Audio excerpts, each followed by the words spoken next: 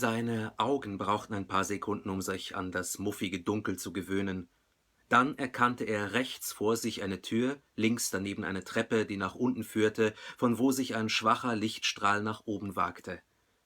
Dorthin musste er also, nach unten, in die Gruft, in die Unterwelt. Er suchte in seinem Hirn nach einer Melodie, die er leise hätte vor sich hinpfeifen können, um sich tapfer vorzukommen, doch ihm fiel keine ein, keine passende zumindest, also nahm er seinen Mut ohne Musik zusammen, bückte sich hinunter und prüfte, ob er etwas erkennen könne, die Leute, die auf ihn warteten, die Dealer, seine Geschäftspartner. Unten schimmerte im schwachen Licht der Kellerleuchte der feuchte Boden, eine Holzgittertür zu einem Kellerabteil des Hauses war zu erahnen. Er hörte keine Geräusche, keine Stimmen, kein Atmen oder Füße scharren. Es blieb ihm nichts anderes übrig, als hinunterzugehen. Aber hätte er nicht sowieso nach unten gehen müssen, hatte er sich nicht längst zu weit vorgewagt, um jetzt noch einen Rückzieher machen zu können.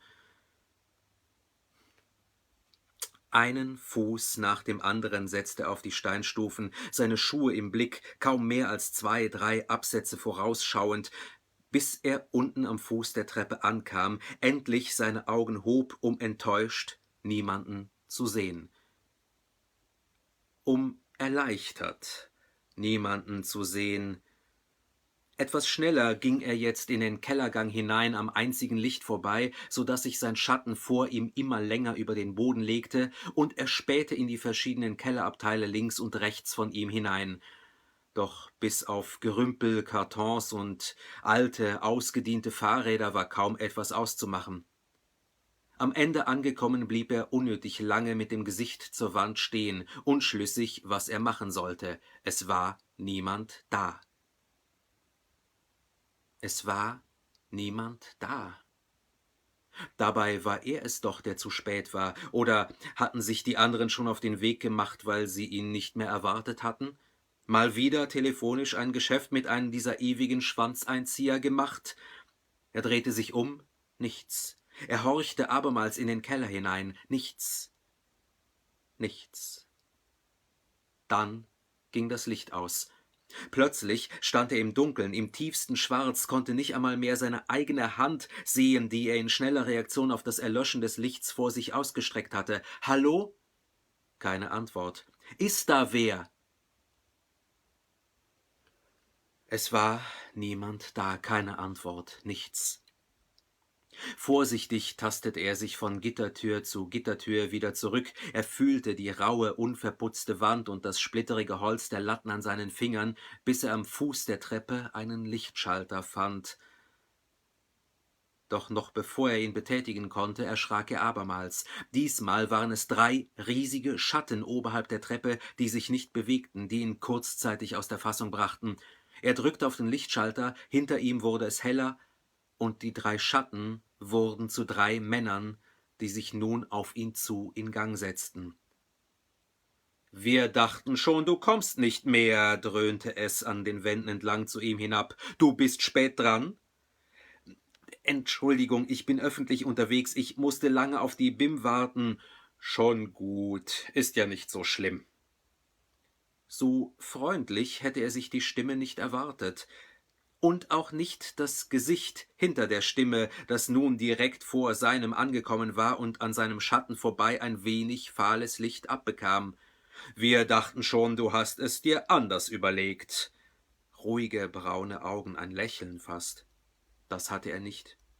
»Aber nun bist du ja da.« Nun war er ja da. Der mittlere der 3 Männer sprach mit ihm, als ob sie sich schon lange kennen würden, Freunde wären. Er legte sogar einen Arm um seine Schulter, drehte ihn so wieder in den Gang hinein, sagte zu einem der beiden anderen, »Drück nochmals drauf, sonst geht das Licht wieder weg«, und sie gingen fast gemütlich den Gang entlang nach hinten. »Hier rein.« Er wurde in ein leeres Kellerabteil ganz am Ende des Ganges geführt. Auf keine 30 schätzte er ihn, auf keinen Fall älter als er selber. Die beiden anderen hatte er noch nicht genau ins Visier nehmen können, sie durften aber etwa gleich alt sein. »Keine Angst. Die sind nur zur Sicherheit da«, sagte der Typ mit den braunen Augen, als ob er Gedanken lesen könnte. und setzte sich auf den Boden. »Ich wusste ja nicht, wer mich da erwartet.« »Ich habe keine Angst.« »Sehr gut.« Er setzte sich ebenfalls auf den unangenehm kühlen Boden. Er spürte, wie die Feuchtigkeit in seine Hose drang, doch nun konnte er wohl kaum wieder aufstehen. Wie hätte das denn ausgesehen? Oder sich etwas unter den Hintern schieben? Die zwei anderen setzten sich dazu. Er erkannte, dass sie tatsächlich nicht älter als Ende 20 sein konnten, eher jünger. Sie trugen T-Shirts und kurze Hosen, wie wenn sie auf die Donauinsel unterwegs wären und nicht auf einen Waffendeal. Er kam sich fehl am Platz vor in seinen langen Jeans und den geschlossenen Schuhen. »Ich wollte...« »Warm heute nicht? Ich finde, es ist einfach viel zu heiß.« »Ja, na ja, unendlich heiß. Und du willst also einen Revolver kaufen, stimmt's?« »Stimmt. So ein Zufall, ich habe gerade einen dabei.« Ja, das war ein Witz.« »Aha.« Er setzte ein Grinsen auf, aber er wusste, dass es ihm nicht gelang, es echt aussehen zu lassen. »Und da ist auch schon das gute Stück.« Der Typ legte ein Stoffbündel vor ihn hin. »Mach auf.« Vorsichtig entfaltete er das Tuch und sah darin einen Revolver liegen. 6 Schuss Munition inklusive, wie gewünscht. Ich dachte, das wäre sowas, wo man hinten die Kugeln in den Griff reingibt, nicht sowas mit Trommel«, flüsterte er fast.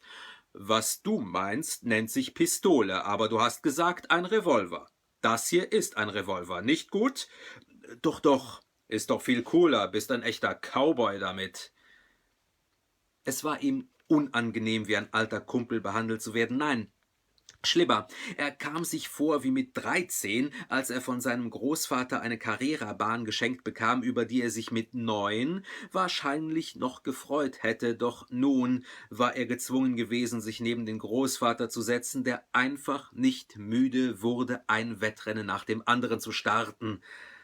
Davon abgesehen verband er etwas anderes mit Cowboy als das, was da jetzt vor ihm lag. Länger, größer, schwerer, imposanter, Clint Eastwood. Das hier war nur so ein kleines Ding mit extrem kurzem Lauf und einem Griff, der sicher kleiner war als seine Faust. Eine Waffe, die sich die umsichtigen amerikanischen Helden in die Socken steckten, weil sie ihrer fetten Kaliber immer gleich beraubt wurden. »Komm schon, trau dich, nimm ihn in die Hand.« Er nahm den Revolver vorsichtig vom Boden, er war doch schwerer als angenommen, legte seine Finger um den Griff, den Zeigefinger an den Abzug.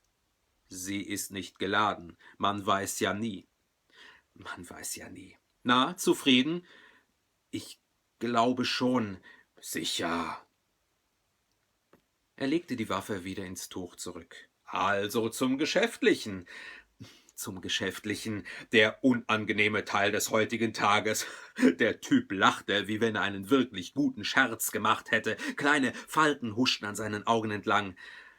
Die beiden anderen verzogen wie schon die ganze Zeit davor keine Miene. Nur einer setzte sich jetzt auf und rückte etwas näher. »Mein Finanzchef sozusagen«, die Antwort auf seinen Blick. »Bitte.« Er zog die Brieftasche hervor und blätterte das ganze Papiergeld neben den Revolver auf den Boden. Da ging ihm auf, dass er im Kaffeehaus einen 500er angebrochen hatte. Es fehlten ihm also 6,50 auf 1.000, selbst wenn er noch das Hartgeld dazulegte. »Mir fehlen 6,50, ich musste noch Zigaretten kaufen und... Aber ich leg die gerne drauf, die Zigaretten, und einen Kakao.« »Kakao bei der Hitze?« »Also, Kakao und Toast, die Zigaretten konnte ich mir grad noch...« »Behalt die Zigaretten, ich glaube, du wirst jetzt eine vertragen können.« In dem Moment ging wieder das Licht aus.